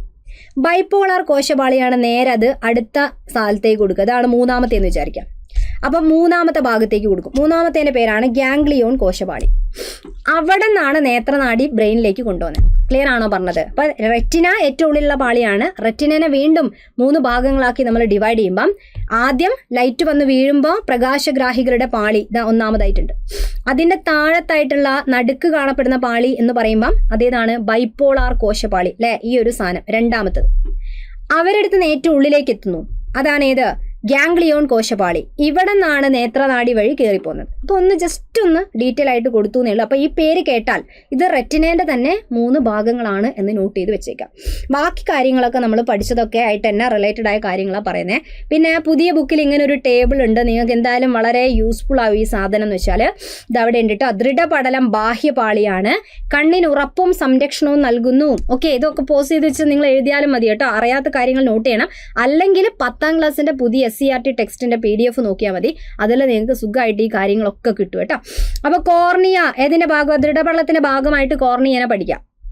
കണ്ണിന്റെ സുതാര്യമായ മുൻഭാഗം പ്രകാശത്തെ കണ്ണിലേക്ക് പ്രവേശിപ്പിക്കുന്ന മുന്നിലുള്ള ഭാഗമാണ് കോർണിയ എന്ന് പറഞ്ഞാൽ. റെഡിയല്ലേ? ഇനി രണ്ടാമത്തെ പാളി ഏതാ? രക്തപടലം. അതിന്റെ കൂടെയാണ് നമ്മൾ മറ്റു കുറേ ഭാഗങ്ങൾ പഠിച്ചത്. രക്തപടലം എന്താ കൊടുത്ത? മധ്യപാളിയാണ്. ആന്തരപാളിയായ ദൃഷ്ടിപടലത്തിന് പോഷകവും ഓക്സിജനും നൽകുന്നതോടൊപ്പം കണ്ണിലെ ഊഷ്മാവ് ക്രമീകരിക്കാൻ സഹായിക്കുന്ന പാളി രക്തപടലമാണ്. കാരണം ഊഷ്മാവ് ക്രമീകരിക്കുക എന്നൊക്കെ പറയുമ്പോൾ രക്തമില്ലേ, രക്തം ഒഴുകുന്നില്ല. ആ രക്തത്തിന്റെ സഹായത്തോടു കൂടിയാണ് കണ്ണിനകത്തുള്ള ഊഷ്മാവ് ക്രമീകരിക്കുക.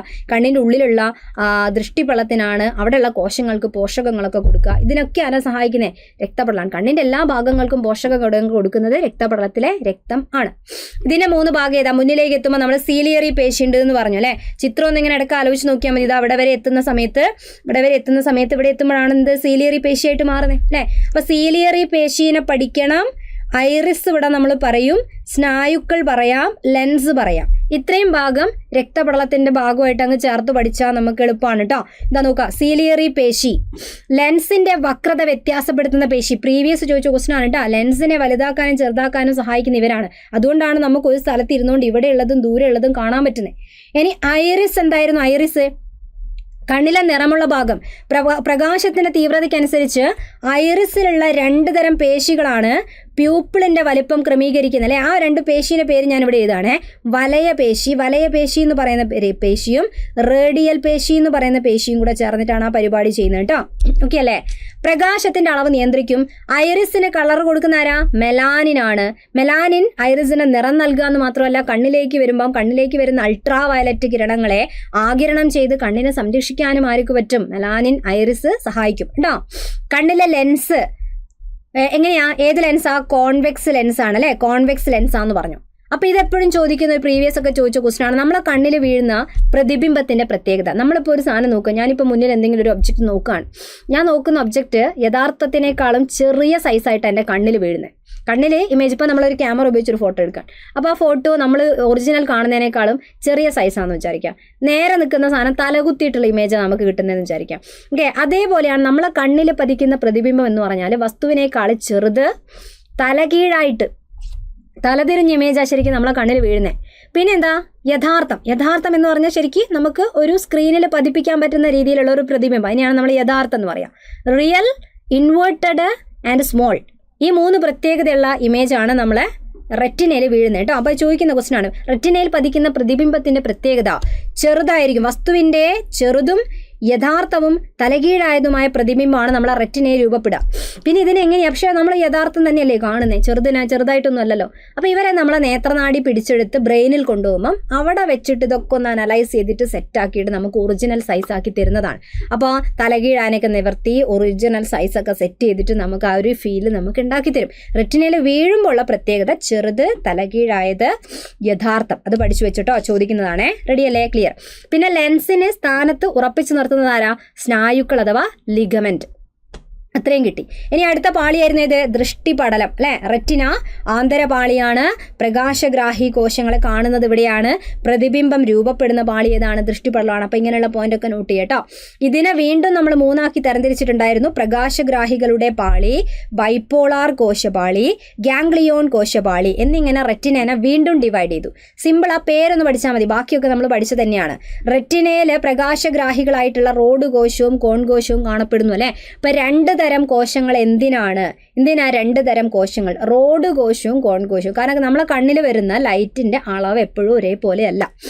റോഡ് കോശം എന്ന് പറഞ്ഞാൽ മങ്ങിയ വെളിച്ചത്തിൽ കാണാൻ സഹായിക്കുന്ന കോശങ്ങളാണ്. മങ്ങിയ വെളിച്ചമാണ് കണ്ണിൽ വരുന്നതെങ്കിൽ ആ സമയത്ത് നമ്മൾ റോഡ് കോശമാണ് പ്രവർത്തിക്കുക. ഓക്കെ, അതേപോലെ തന്നെ നമ്മൾ വസ്തുക്കളുടെ കറുപ്പും വെളുപ്പുമായിട്ടുള്ള കാര്യങ്ങൾ കാണാൻ സഹായിക്കുന്നു. അപ്പോൾ റോഡ് ആലോചിച്ചാൽ മതി, വാഹനം പോകുന്ന റോഡ് ആലോചിച്ചാൽ മതി. കറുപ്പല്ലേ, വെള്ള വര കാണലില്ലേ, സീബ്ര ലൈനും ലൈൻസൊക്കെ ഇടുമ്പോൾ വൈറ്റും ബ്ലാക്കും വൈറ്റും ആണ് നമ്മൾ കാണുന്നത് അല്ലേ.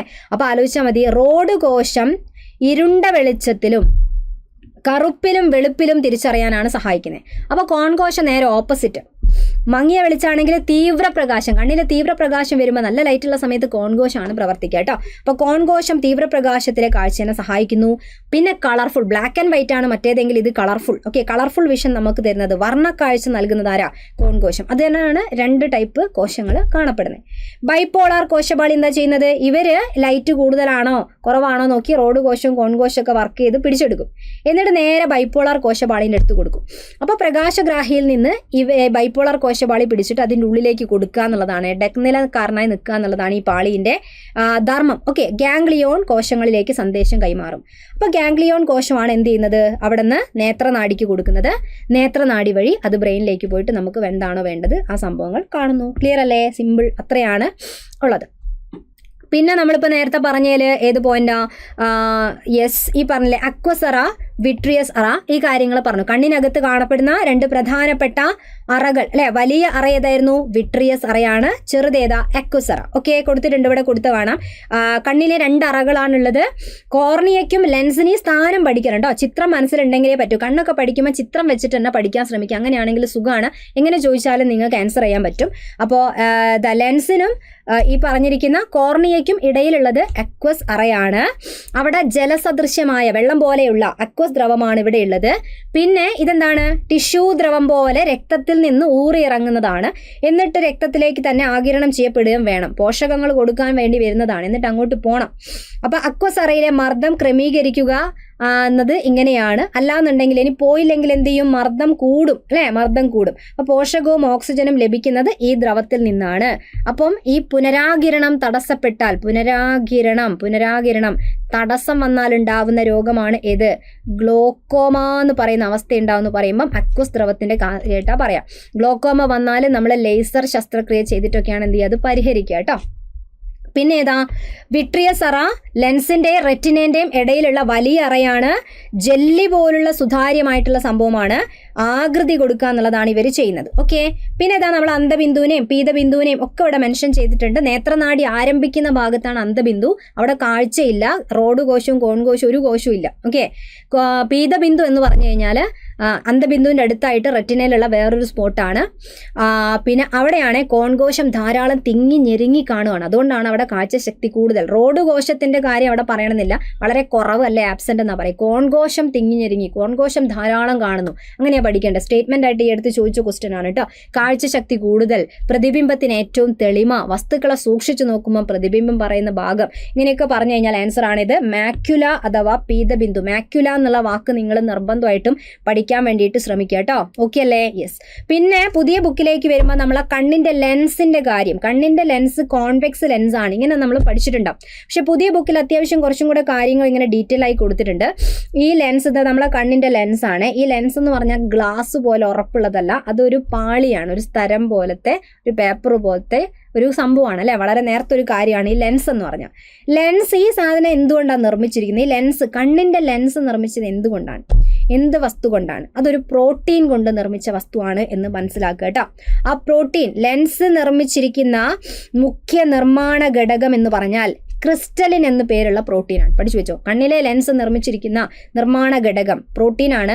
ആ പ്രോട്ടീൻ്റെ പേരാണ് ക്രിസ്റ്റലിൻ എന്ന പ്രോട്ടീൻ കൊണ്ടാണ് നിർമ്മിച്ചിരിക്കുന്നത്.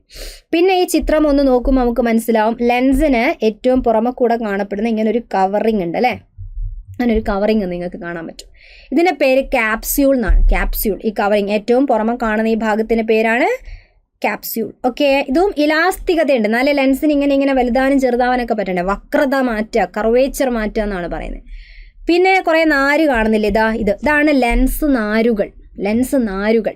ഇതൊക്കെ ഇങ്ങനെ അഡ്ജസ്റ്റ് ആവാൻ സഹായിക്കുന്ന ഭാഗങ്ങളാണ്. ഈ ലെൻസ് നാരിൻ്റെ ഇതിൻ്റെയൊക്കെ ഇടയിൽ ലെൻസിൻ്റെ മുൻഭാഗത്ത് മാത്രമായിട്ട് ഇവിടെ ചില കോശങ്ങൾ പോലത്തെ സാധനം കാണുന്നില്ലേ, ഇതിൻ്റെ പേര് എപ്പിത്തീലിയം എന്നാണ്. എപ്പിത്തീലിയം. കാരണം ലെൻസ് നാരുകൾക്ക് ഡാമേജുകളൊക്കെ വരുന്ന സമയത്ത് ആജീവനാന്തം അത് റിപ്പയർ ചെയ്ത് കൊടുക്കുന്നത് ആരാ? ഇവിടെ കാണപ്പെടുന്ന ഈ എപ്പിത്തീലിയം, ഈ കോശങ്ങളാണ് കേട്ടോ. ഓക്കെ, അപ്പോൾ ലെൻസിനെ പിന്നെ ഇങ്ങനെ കുറേ ഭാഗങ്ങളൊക്കെ പറയുന്നുണ്ട്. ഇപ്പം ലെൻസിൻ്റെ 3 ഭാഗം, ഇലാസ്തിക സ്വഭാവമുള്ള ക്യാപ്സ്യൂൾ എന്ന ഉറ പുറത്ത്, അതിനുള്ളിൽ ലെൻസ് നാരിനും ക്യാപ്സ്യൂളിൻ്റെയും ഇടയിൽ മുൻഭാഗത്ത് മാത്രം കാണുന്ന എപ്പിത്തീലിയം. എപ്പിത്തീലിയം എന്താ ചെയ്യുന്നത്? ലെൻസ് നാരിനെ ആജീവനാന്തം നിർമ്മിച്ചു കൊണ്ടിരിക്കുന്നത് ആരാ? എപ്പിത്തീലിയമാണ്. അപ്പം മൊത്തത്തിൽ ഈ ലെൻസ് നിർമ്മിച്ചിരിക്കുന്ന ഘടകം ഒരു പ്രോട്ടീൻ കൊണ്ടാണ്. അതിൻ്റെ പേരാണെന്ത്? ക്രിസ്റ്റലിൻ. അപ്പം ഇങ്ങനെ പറയുന്നത് ഭാഗങ്ങൾ ഒന്ന് നിങ്ങൾ നോട്ട് ചെയ്ത് വെക്കുക. റെഡി? പിന്നെ ഈ ലെൻസിന് അടുത്തും ദൂരെയുമുള്ള വസ്തുക്കളെ വ്യക്തമായിട്ട് കാണാൻ വേണ്ടിയിട്ട് ലെൻസിനെ ഇങ്ങനെ അഡ്ജസ്റ്റ് ചെയ്യാൻ സഹായിക്കുന്ന ആരായിരുന്നു? ഇതാണ് നമ്മളെ ലെൻസ്, ഇതാണ് ലിഗമെന്റ് അല്ലേ എന്ന് പറയുന്നത്, ഇതാണ് നമ്മളെ സീലിയറി പേശി. ഇങ്ങനെയല്ലേ പഠിച്ചത് അല്ലേ? അപ്പം നോക്കിയേ, ഈ വക്രത മാറുന്നുണ്ട്. അകലെയുള്ള വസ്തുവിനെ നോക്കുമ്പോൾ അടുത്തുള്ള വസ്തുവിനെ നോക്കുമ്പോൾ ലെൻസിന്റെ കർവേച്ചറിൽ വ്യത്യാസം വരുന്ന കണ്ടില്ലേ അല്ലേ? ഇത് സെൽഫ് അഡ്ജസ്റ്റ് ചെയ്യാൻ ആരാ സഹായിക്കുന്നത്? നമ്മൾ സീലിയറി പേശിയാണ് സഹായിക്കുന്നത്. ഇങ്ങനെ സീലിയറി പേശിന്റെ സഹായത്തോടു കൂടി അടുത്തും അകലെയൊക്കെയുള്ള വസ്തുക്കളെ വ്യക്തമായി കാണാൻ ലെൻസിന് വക്രത ക്രമീകരിക്കാനുള്ള കഴിവുണ്ട്. കണ്ണിന്റെ ഈ കഴിവിനെ നമ്മൾ പറയുന്ന പേരാണിത് പവർ ഓഫ് അക്കോമഡേഷൻ എന്നാണ് പറയുക കേട്ടോ. എന്താണ് പവർ ഓഫ് അക്കോമഡേഷൻ അല്ലെങ്കിൽ സമഞ്ജനക്ഷമത അഥവാ പവർ ഓഫ് അക്കോമഡേഷൻ എന്നതാണ് ഈ ഒരു കഴിവിനെ നമ്മൾ പറയുന്നത്. ഇനി പ്രായമായാലല്ലേ എന്ന് പറയല്ലേ, പ്രായമാകുമ്പോൾ ഈ കഴിവ് എന്ത് ചെയ്യുന്നു? കഴിവ് നഷ്ടപ്പെടും. എന്നിട്ട് പിന്നെ നമ്മളെ ലെൻസ്, കാരണം എത്ര കാലം എന്ന് വെച്ചാൽ ഇങ്ങനെ നമ്മൾ എന്തൊക്കെ കാര്യങ്ങൾ കാണുകയാണല്ലേ, ഇങ്ങനെ ലെൻസ് ഇങ്ങനെ വർക്ക് ചെയ്ത് പ്രായമാകുമ്പോൾ ഈ കഴിവൊക്കെ നഷ്ടപ്പെടും. അപ്പോൾ കാഴ്ചയ്ക്ക് പ്രശ്നം ഉണ്ടാകും. ചിലർക്ക് ഇങ്ങനെ ദൂരമുള്ള കാര്യം കാണാൻ പ്രയാസം, അടുത്തുള്ള എന്നൊക്കെ നമ്മൾ പറയില്ലേ അല്ലേ. അപ്പം അത് പ്രസ്ബയോപ്പിയ എന്നാണ് അറിയപ്പെടുന്നത് കേട്ടോ. എന്താണ് പ്രസ്ബയോപ്പിയ എന്നതാണ് ആ രോഗത്തിന് പറയാ. അല്ലെങ്കിൽ വെള്ളെഴുത്ത്, പ്രസ്ബയോപ്പിയ അഥവാ വെള്ളെഴുത്ത് എന്നാണ് പറയാ. പ്രായമാകുമ്പോൾ വക്രത ക്രമീകരിക്കാനുള്ള, വക്രത ഉള്ള കഴിവ് നഷ്ടപ്പെടുക, അങ്ങനെ ചോദിച്ചാൽ പറയാം. അതല്ലാതെ ഇനി ലെൻസ് സുതാര്യമാണ് അല്ലേ, ലെൻസ് സുതാര്യമാണല്ലോ, പ്രകാശം കടത്തിവിടുന്ന ലെൻസാണ്. ചിലർക്ക് കുറെ കഴിയുമ്പോൾ അതെന്ത് ചെയ്യും? ലെൻസ് അങ്ങ് അധാര്യമായി പോകുന്ന ഒരവസ്ഥയുണ്ടാവും.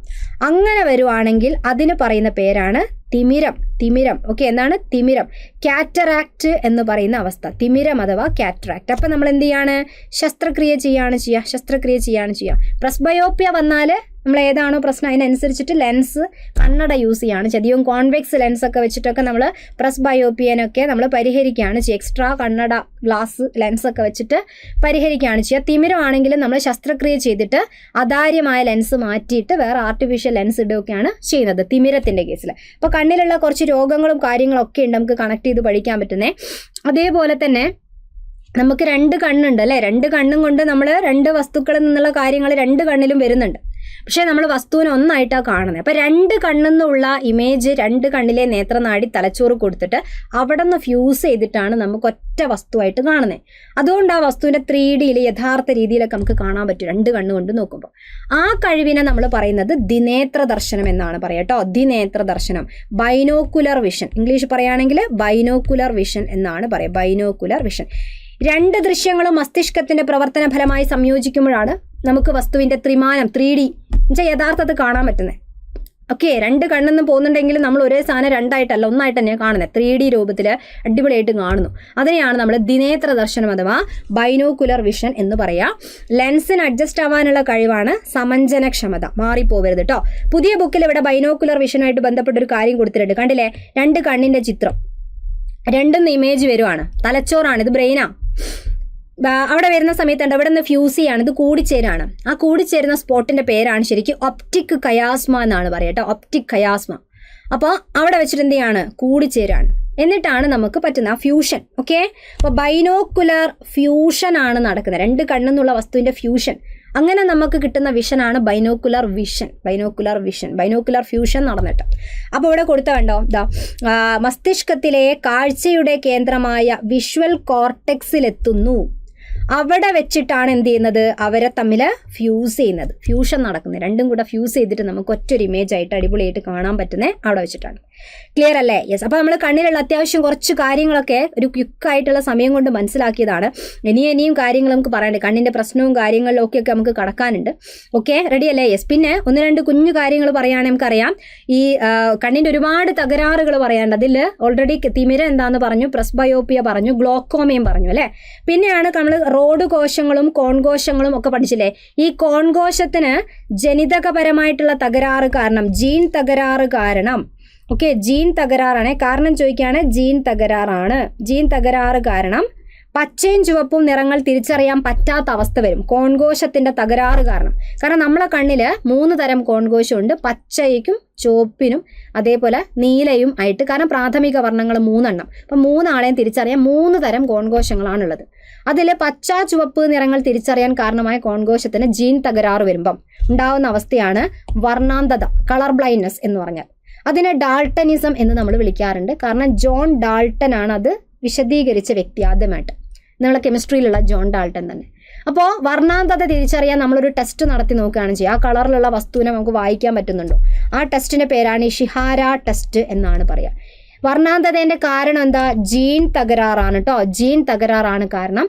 അത് പുതിയ ബുക്കിലേക്ക് വരുമ്പം ഒന്ന് നോട്ട് ചെയ്ത് നിങ്ങൾക്ക് വെച്ചേക്കാം. പച്ചയും ചുവപ്പും നീലയും, പ്രാഥമിക വർണ്ണം 3 ആണെങ്കിലും പച്ചയ്ക്കും ചുവപ്പിനുമാണ് പ്രശ്നം വരിക. നീല സേഫാണ്, നീലയ്ക്ക് പ്രശ്നം വരാറില്ല കേട്ടോ. എന്തുകൊണ്ടാന്നുള്ള ആൻസർ വളരെ ക്ലിയർ ആയിട്ട് ഇവിടെ കൊടുത്തിട്ടുണ്ട്, മനസ്സിലാക്കുക. പച്ച, ചുവപ്പ് എന്നിവയ്ക്ക് സംവേദനത്വമുള്ള കോൺകോശങ്ങളിലെ വർണ്ണകത്തിന്റെ ഉൽപാദനത്തിന് കാരണമായ ജീൻ, പച്ചയും ചുവപ്പും കാണാൻ കാരണമായ ജീൻ എവിടെയാണ് സ്ഥിതി ചെയ്യുന്നതെന്നറിയോ? എവിടെയാണ്? എക്സ് ക്രോമസോമിന്റെ മുകളിലാണ്. എക്സ് ക്രോമസോമിന്റെ മുകളിലാണ് നിൽക്കുന്നത്. അപ്പോൾ ആ എക്സ് ക്രോമസോമിന്റെ തകരാറ് വരുമ്പോൾ പച്ചയും ചുവപ്പും ഒരുമിച്ച് കാണാൻ പറ്റാത്ത അവസ്ഥ വരും, തിരിച്ചറിയാൻ പറ്റാത്ത വരും. അപ്പോൾ തകരാറ് വരുമ്പോൾ അത് 2 കളറുമാണ് അടിച്ചു പോകുന്നത്.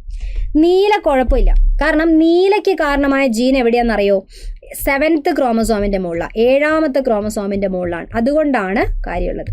ഇതിനെ 10 എന്ന് വായിക്കരുത്, ഇത് എക്സ് ആണ് കേട്ടോ. എക്സും വൈയും ക്രോമസോം ഇല്ലേ, ലിംഗനിർണയ ക്രോമസോം, അതിലുള്ള എക്സ് ക്രോമസോമാണിത്. ഇത് 7ാമത്തെ ക്രോമസോം.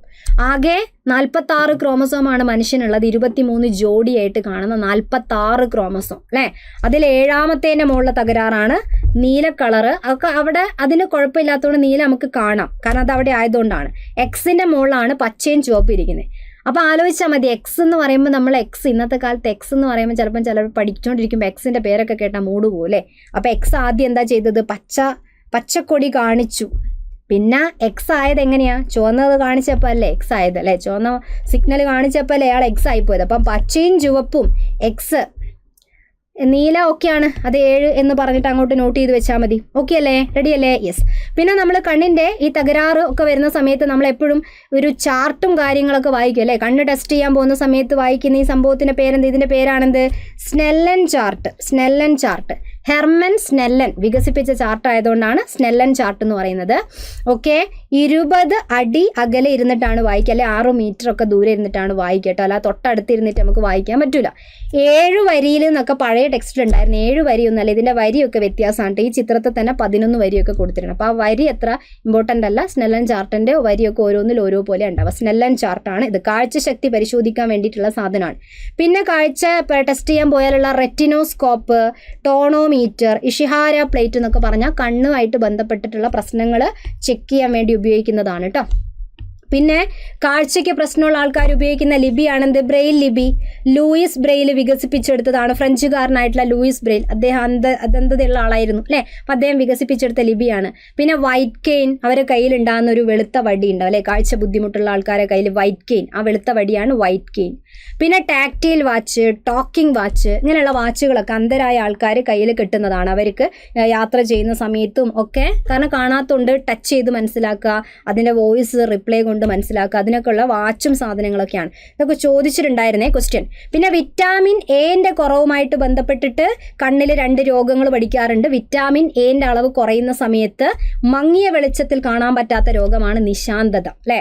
വിറ്റാമിൻ എന്റെ അളവ് കുറേ കാലം കൊണ്ട് നടന്നു കഴിഞ്ഞാൽ നമ്മൾ പഠിച്ച കണ്ണിന്റെ മുന്നിലെ കോർണിയ വരണ്ട് അതാര്യമായി പോകുന്ന അവസ്ഥയ്ക്കാണ് നമ്മൾ സിറോഫ്താൽമിയ എന്ന് പറയാം. അപ്പോൾ അത് വിറ്റാമിൻ എയിൽ എപ്പോഴും ചോദിക്കുന്ന 2 കാര്യങ്ങളാണ്, പഠിച്ചു വെച്ചേട്ടോ.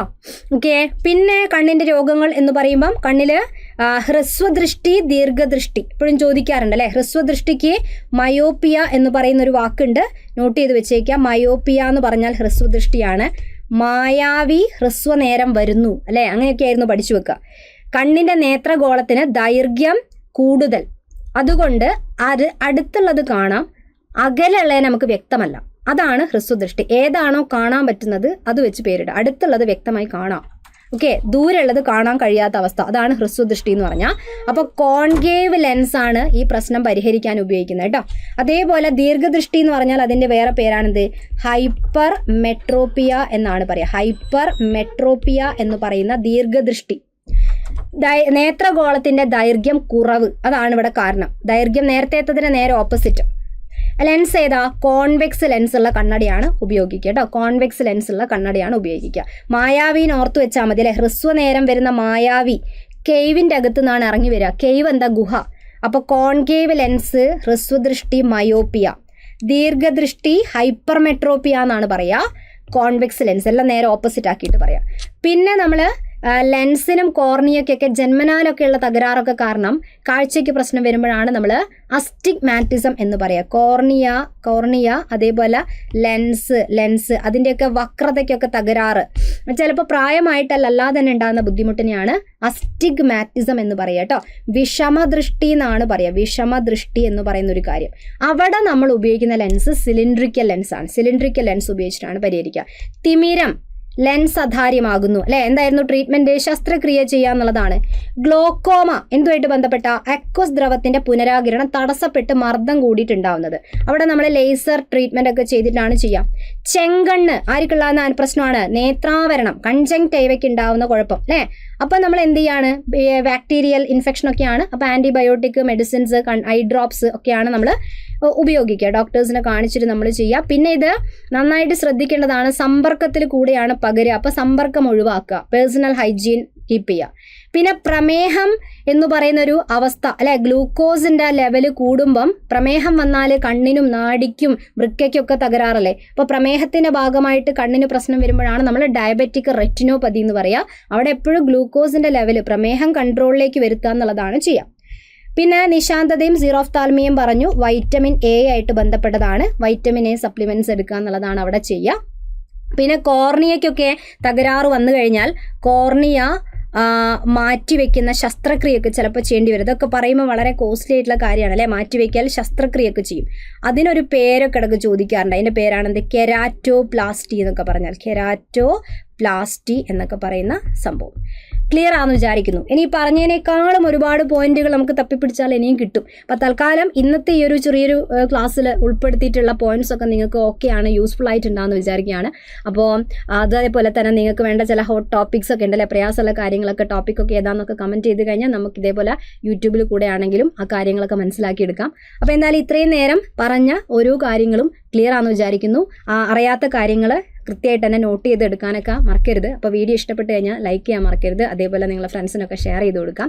ഓക്കെ, പിന്നെ നമ്മൾ എന്തായാലും സൈലത്തിലെ ഏറ്റവും പുതിയ 1-2 കോഴ്സും കാര്യങ്ങളും കൂടെ ഒന്ന് ജസ്റ്റ് പരിചയപ്പെടുത്തുകയാണെങ്കിൽ ഈ ഇപ്പം സ്റ്റാർട്ട് ചെയ്തിരിക്കുന്ന പുതിയ ബാച്ചസിൻ്റെ പേരുകളൊക്കെയാണ് ഇവിടെ കൊടുത്തിട്ടോ. വേരിയസ് LGSനുള്ള 2.0 ബാച്ച്, അതേപോലെ LDCൻ്റെ നെക്സ്റ്റ് ബാച്ച് 2.0 ബാച്ച് ഒക്കെ പുതിയ ബാച്ചസ് ആണ് സ്റ്റാർട്ട് ചെയ്തത്.